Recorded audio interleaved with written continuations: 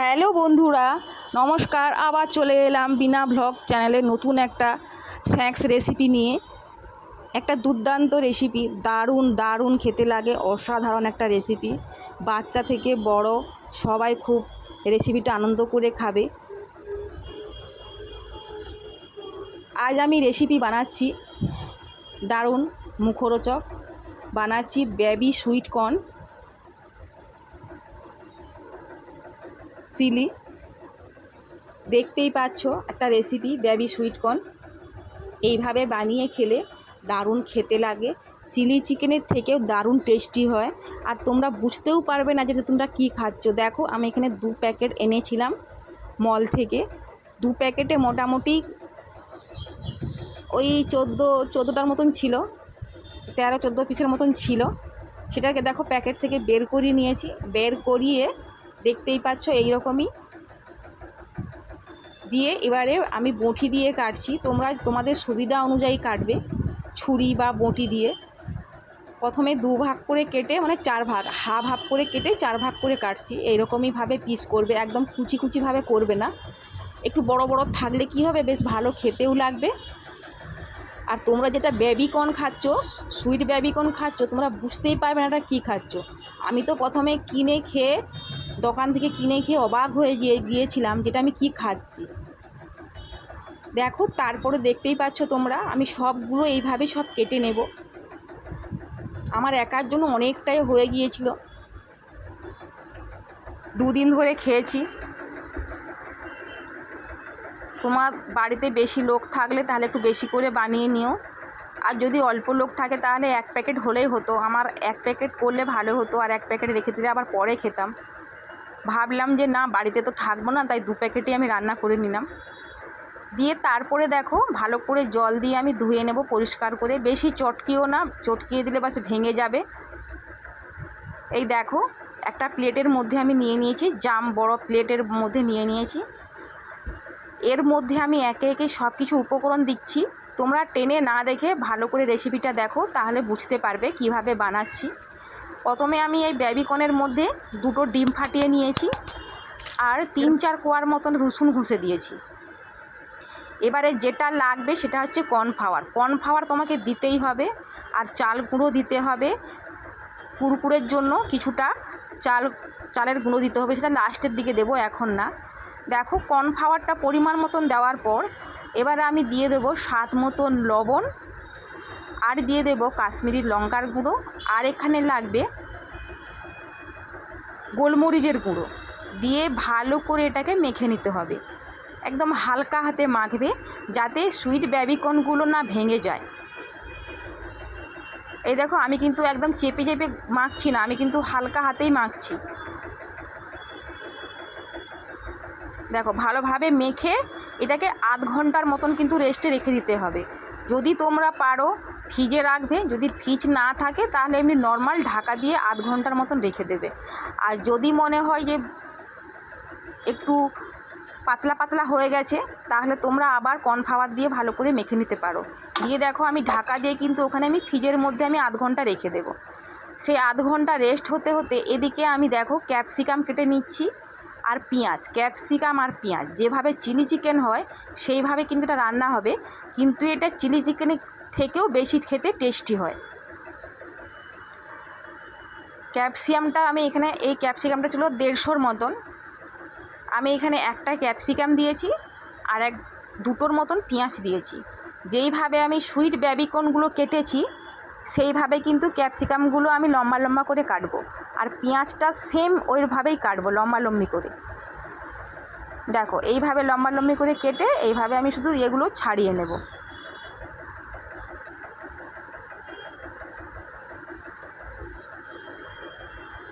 ভিডিওটা অনেক বড় হয়ে গিয়েছিল, তাই তো অনেকটা কেটে কেটে আমি বাদ দিয়ে দিয়েছি। যেটুকু সম্ভব আমি সেটুকু দিয়েছি, সেইটুকু তোমরা একটু কষ্ট করে দেখে নিও। পুরো রেসিপিটা না দেখলে তোমরা বুঝতেও পারবে না, রান্না করতেও পারবে না। তার জন্য বলছি রেসিপিটা না টেনে টেনে দেখে পুরোটা দেখো। আর দেখো, এদিকে মশলার জন্য আমি এখানে নিয়েছি আদা কুচি, রসুন কুচি, ধনেপাতা কুচি, আর কি ছিল, টমেটো কুচি দিলাম না, ভুলে গেছি, জানি না, পেরিয়ে গেছে, ভুলে গেছি। আর দেখো, এদিকে দিয়েছি এদিকে আমি কেটে রেখে দিয়েছিলাম ওই পেঁয়াজ আর ক্যাপসিকাম কুচি। এবারে ফ্রিজ থেকে আমি সুইট বেবিকর্নটা বের করিয়ে নিলাম, নিয়ে দেখলাম যে একটু পাতলা পাতলা হয়ে গেছে।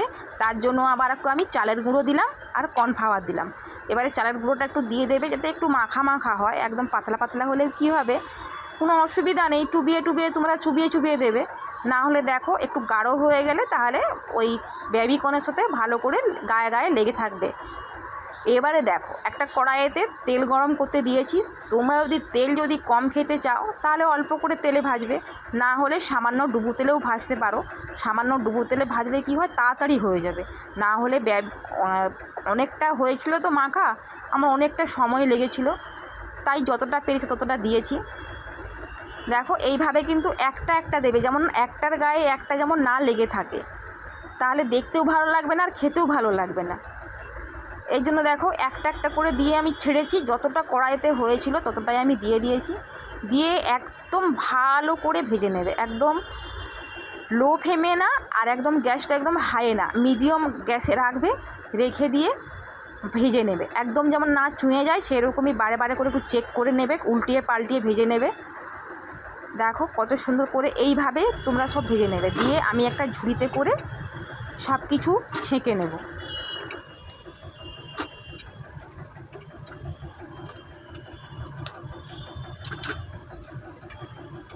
একটু বড় কড়াই হলে বেশ ভালো হতো, অনেকটা করে হয়ে যেত। আমার কড়াইটা ছোট হয়ে গিয়েছিল, একটু সময় লেগেছে, কিন্তু সবগুলোই আমি ভেজেছিলাম।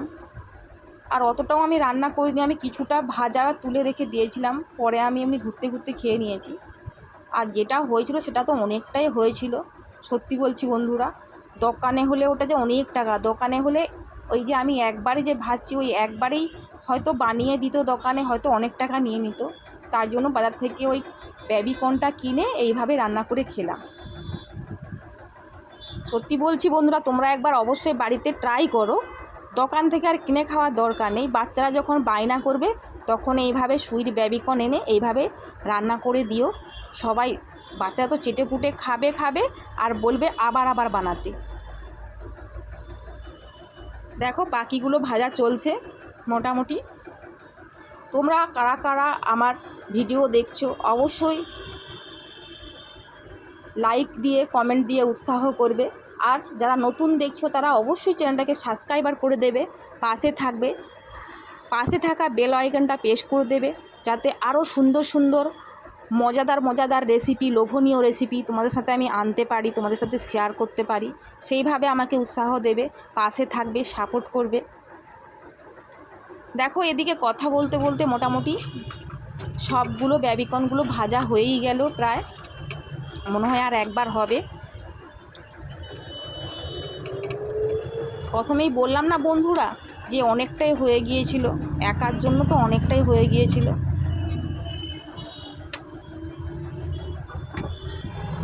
ব্যাস মোটামুটি ওদিকে ভাজা শেষ, কমপ্লিট। এদিকে এবারে একে একে তেল গরম হয়ে যাবার পর আমি দিয়ে দিলাম এখানে রসুন কুচি। ও হ্যাঁ, ওটা ধনে পাতা কুচি ছিল, ঠিক। দিলাম এখানে দেখো রসুন কুচি আর আদা কুচি দিয়ে ভালো করে একটু আমি কষিয়ে নেব, মানে একটু ভাজা ভাজা করে নেব। একদম ডিপ ফ্রাই করার দরকার নেই, একদম হালকা হালকা করে ভেজে নেবে। দিয়ে এরপরে এবার দিলাম কাঁচা লঙ্কা কুচি। কাঁচা লঙ্কাটা তোমরা ঝাল বুঝে দেবে, যদি বাচ্চারা খায় তাহলে কাঁচা লঙ্কা দেওয়ার দরকার নেই, ঝাল দেওয়ার দরকার নেই। যদি বড়রা খাও বা ছোটরাও যদি খায় তাহলে অল্প করে ঝাল দিয়ে রান্না করবে। দিয়ে দেখো তারপরে লঙ্কা, আদা কুচি, রসুন কুচি ভালো করে দিয়ে একটু ভেজে নেওয়ার পর আমি দিয়ে দিলাম ক্যাপসিকাম আর পেঁয়াজ। ক্যাপসিকাম পেঁয়াজটা ওদিকে হচ্ছে, নুন দিয়ে আমি ওকে একটু কষতে দিয়ে দিয়েছি। আর এদিকে দেখো আমার কর্নফ্লাওয়ার লাগবে সামান্যখানি লাস্টে দেওয়ার জন্য, সেটা আমি রেডি করে নিচ্ছি। 2 চামচের মতন কর্নফ্লাওয়ার দিয়ে ভালো করে গুলিয়ে রেখে দেবে কিছুক্ষণের জন্য। আর এদিকে ততক্ষণে দেখো আমার পেঁয়াজটাও কিন্তু মোটামুটি একটু ভাজা হয়ে গেছে আর ক্যাপসিকামটা অনেকটা সেদ্ধ হয়ে এসেছে। এবারে যেটা আমি এর মধ্যে দেব সিও সস। সিও সস বলতে যেটা তো আমরা পিৎজাতে খাই, বা যেটা আমরা মোগলাইয়ে খাই, বা চাউমিনে দেই, বা হচ্ছে আরেকটা বড় কথা যেটা মোমোতে খাই। সেই মোমোতে যে সসটা খাই, ওই যেটা ঝাল ঝাল রসুন পেঁয়াজ সব কিছু দিয়ে যে সসটা বানাই, সেই সসটা তোমরা এটা বাড়িতেও বানাতে পারো। আমি বাড়িতে বানাইনি, এটা আমি কিনে এনেছিলাম মল থেকে ওই কর্ন কিনতে গিয়ে। আর এখানে দিলাম টমেটো সস আর দিলাম চিলি সস। এই 3টে সস দিয়ে ভালো করে ক্যাপসিকাম আর পেঁয়াজটা কষিয়ে নিয়ে এরপরে দিয়ে দিলাম আমি যে সুইট বেবিকর্নগুলো ভেজে রেখেছিলাম, সেই সুইট বেবিকর্নগুলো আমি কড়াইতে দিয়ে দিলাম। দিয়ে ভালো করে পুরোটা যেমন মাখানো হয় সেইভাবে মাখিয়ে নেবে। দিয়ে যদি মনে হয় যে একটু জল লাগবে বা কড়াইতে লেগে যাচ্ছে, তাহলে একটু তোমরা জল দিয়ে দেবে। দিয়ে ভালো করে একটু মাখিয়ে মাখিয়ে নেবে। দেখো কতটা লোভনীয় লাগছে, কতটা ডেলিশিয়াস লাগছে, কতটা দুর্দান্ত লাগছে। তোমরা দেখলেই বুঝতে পারছো যে দারুণ একটা রেসিপি তোমাদের সাথে শেয়ার করলাম। দেখো সামান্যখানি জল দিয়ে আর একটু ভালো করে নেড়ে চেড়ে নেব। দেওয়ার পরে এবারে এখানে যেটা মেন লাগে একটু মিষ্টি মিষ্টি। এবারে তোমরা যদি মিষ্টি খেতে না চাও, যদি ঝাল খেতে চাও তাহলে আর একটু ঝাল দিতে পারো, যদি মিষ্টি খেতে চাও তাহলে একটু মিষ্টি দিতে পারো। দেখো এদিকে আমি মিষ্টি দিয়ে দিলাম। মিষ্টিটা দেওয়ার পরে ভালো করে কষিয়ে কষিয়ে কষিয়ে কষিয়ে নাড়বে। দেখবে কিন্তু বেবিকর্নগুলো কিন্তু একটাও ভাঙবে না, খুব যেরকমই ছিল সেইরকমইভাবে থাকবে। শুধু একটু ঝোল ঝোল না রেখে এটা একটু মাখা মাখা করে রাখবে। আর দেখো যেটা আমি মাখিয়ে রেখেছিলাম ওই কর্নফ্লাওয়ারটা, ওই কর্নফ্লাওয়ারটা দিয়ে দিয়েছি। কর্নফ্লাওয়ারটা দেওয়ার পরে দেখো বেশি না 1-2 মিনিট নাড়ার পরে ওটা নামিয়ে নেবে। নামানোর ঠিক 1 মিনিট আগেই দিতে হয় কর্নফ্লাওয়ারটা। আর কর্নফ্লাওয়ারটা দিলে কী হয় বন্ধুরা, একটু বেশ চটপটা চটপটা মাখো মাখো বেশ জিনিসটা আসে। পুরো দোকানের মতন, দোকানে যেভাবে চিলি চিকেন বানানো হয় সেইভাবেই হয়ে যায়। আর এতে জুস রাখার দরকার নেই, তোমরা এটা রুটির সাথে, লুচির সাথে বা পরোটার সাথে খাও, দারুণ দারুণ খেতে লাগবে। যদি লাচ্ছা পরোটা হয়, যদি লুচি হয়, কোনো ব্যাপার না, দারুণ খেতে লাগবে। দেখো আমার মোটামুটি বেবি সুইট কর্ন রেডি হয়ে গেছে। এবারে আমি একটা প্লেটের মধ্যে নিয়ে নেব। শুধু উপর থেকে কিছু 2টো উপকরণ লাগবে, একটা হচ্ছে সাদা তিল আর ধনেপাতা। যদি সাদা তিল না থাকে তাহলে ধনেপাতা দিয়ে তোমরা পরিবেশন করতে পারো। একটা প্লেটে করে আমি সবগুলো আমি নিয়ে নেব।